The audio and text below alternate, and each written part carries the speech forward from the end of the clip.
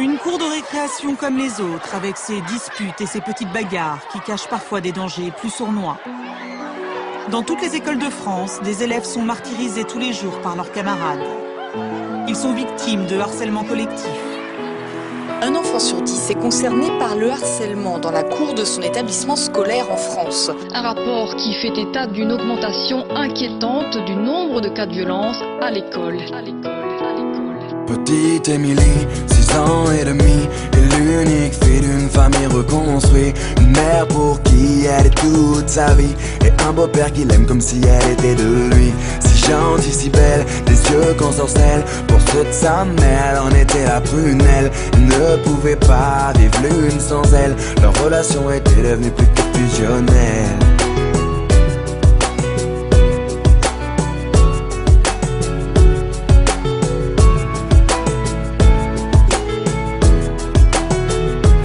Petite Émilie, à 8 ans passés, rien n'a changé sauf qu'elle a déménagé. Fini la campagne isolée, elle vit maintenant en ville car sa maman fut mutée. Une nouvelle école, de nouveaux amis, elle ne mit pas longtemps à s'adapter à cette vie.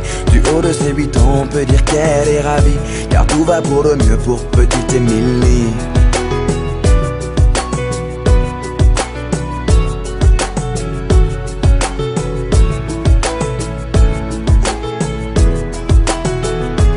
Petite Émilie, à 10 ans, était devenue une petite fille comblée. On peut dire que l'école lui plaisait. Bonne élève pour maman, elle en était une fierté.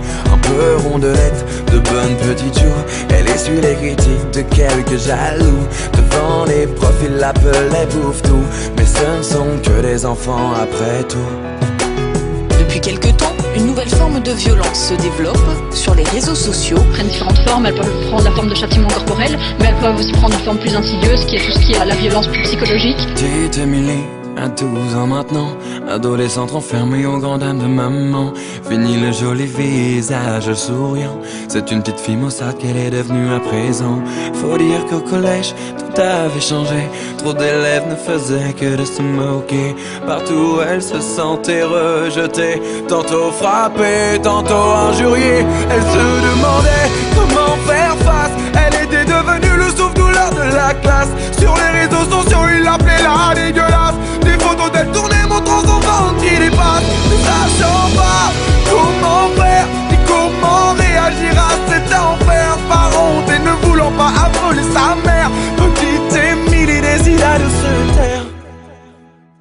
Mais un soir de décembre, petite Émilie rentra chez elle dénudée. Ses camarades, tous ensemble, l'avaient enfermée dans le vestiaire pour la toucher. C'en était trop pour elle, trop qu'elle ne puisse encore supporter. Alors